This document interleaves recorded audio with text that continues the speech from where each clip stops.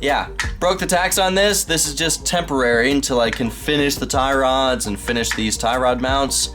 So I'll tack this back into place so I can have steering again until I'm able to get to finishing this.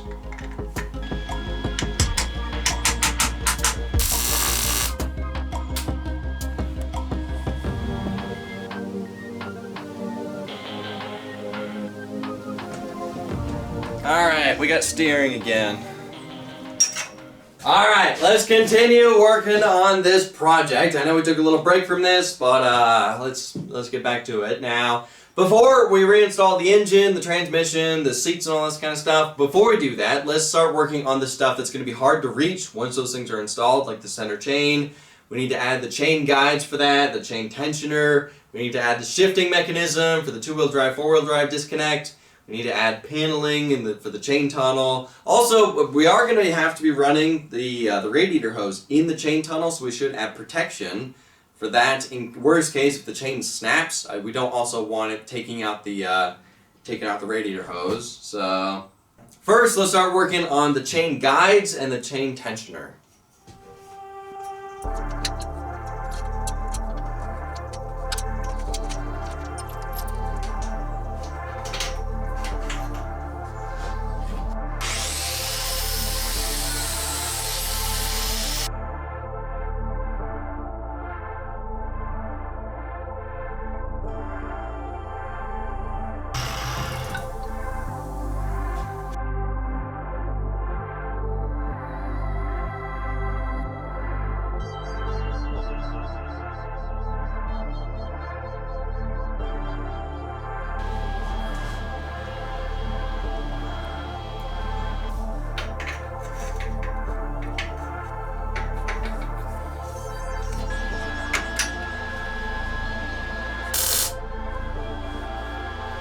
So I'm hoping, because I pre-bent this, that it's not going to bend because there's going to be a lot of force trying to push this thing up, which is why I put it here.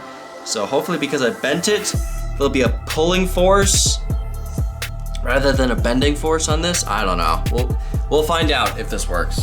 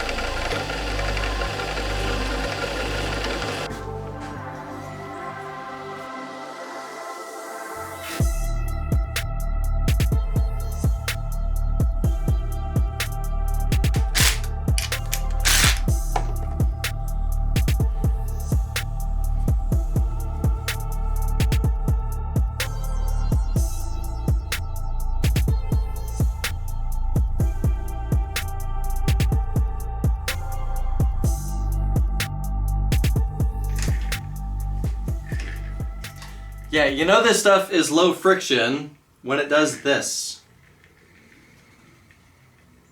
Wow. This is Teflon, by the way.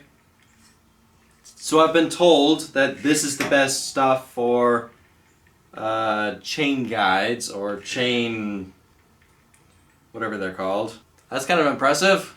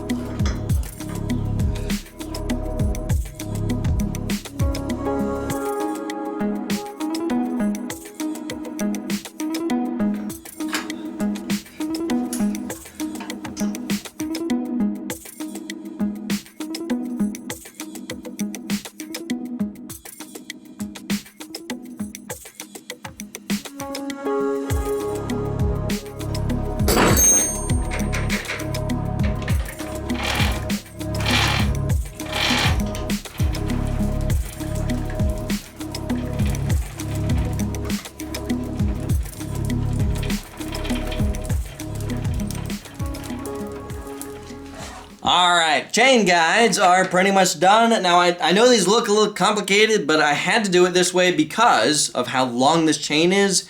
We don't want this thing skipping or moving around too much when we're driving this thing fast in four-wheel drive. And the chain, we definitely don't want the chain trying to skip off of the sprocket, either on this end or the other end. So therefore I had to have these chain guides completely enclose the chain. So therefore, no matter what this chain is doing, even if it's like moving around all over the place, it's always going to be aligned to go onto the sprocket and never going to try and skip off. So also these work in both directions because of they're bent in both directions, and because of how they're bent, there's actually not that much contact patch with the chain and this plastic. And also this plastic is Teflon. I don't know if I've said this already, but this is 1/4 inch Teflon plastic. Because Google told me that Teflon is a pretty good plastic for wear resistance. It's also pretty quiet for chain guides and all that kind of stuff. And it is. It's actually pretty quiet. Basically, the loudest thing on here is the chain tensioner, which we can't do much about that.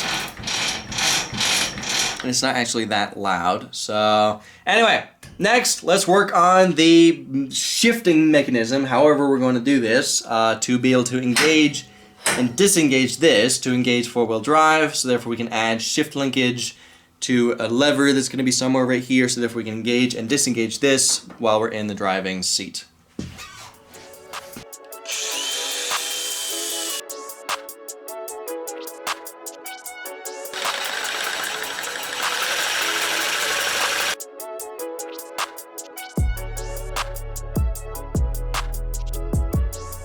Am I through it yet? There we go.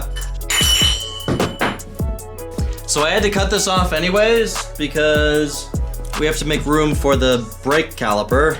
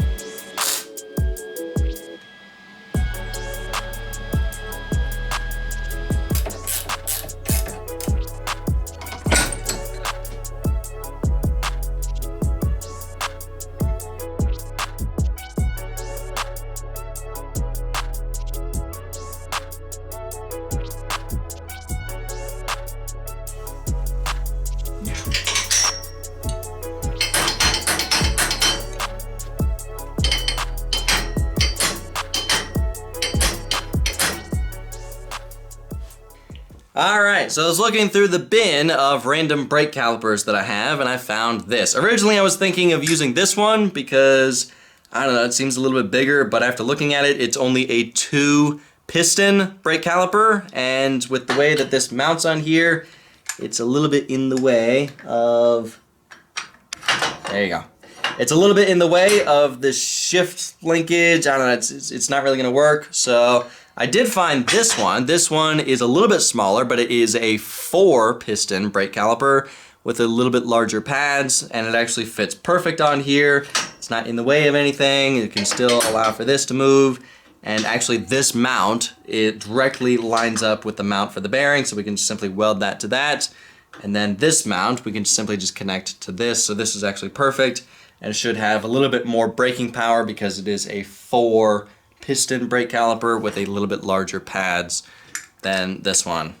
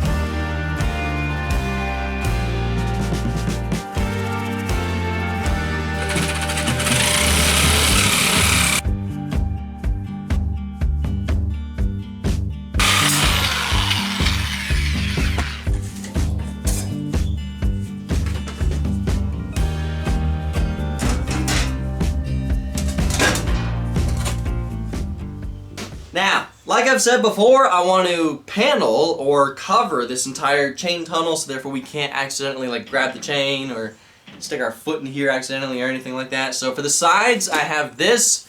I actually found 5 of these giant sheets of, I believe this is 1/16 of an inch thick, so it's super lightweight, super, you know, thin, so it should work perfect. I'm actually going to use this for all the paneling for this whole vehicle, so it should be nice and lightweight. Now for the bottom, for the skid plates, all I have is this diamond plate. I know it doesn't make sense to use diamond plate for this, nobody's going to be looking at it, but it's all I got.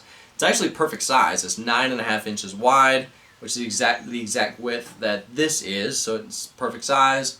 And I have a couple of them that are, you know, pretty long. And this is 3/16 of an inch thick, so it should be perfect for a skid plate. And to be able to bolt all these plates onto the tubing, I'm going to use this giant bag of 1/4-20 rivet nuts.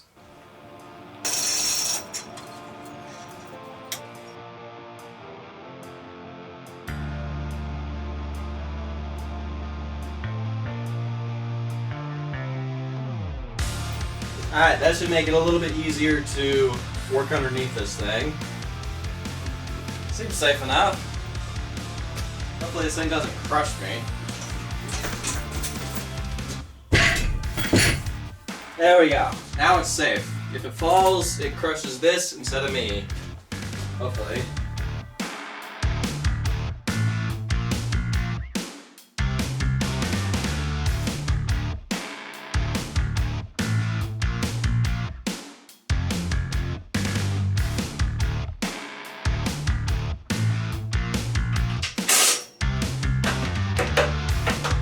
Okay, 1 down, 2 more to go.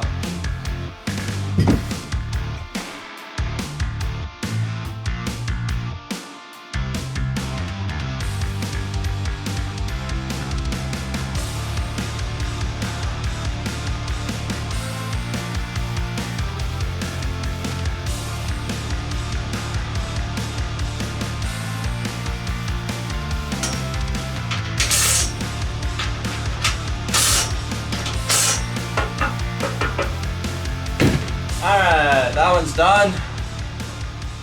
That was fun. Now, for the skid plates on the front, we definitely want to protect this giant sprocket right here. It is kind of sticking out a little bit past the frame, so we do not want to rock hitting this and damaging the chain and all this kind of stuff. So I think I'm going to add tubing to this to help protect it. Then we can add the skid plate to cover it all up.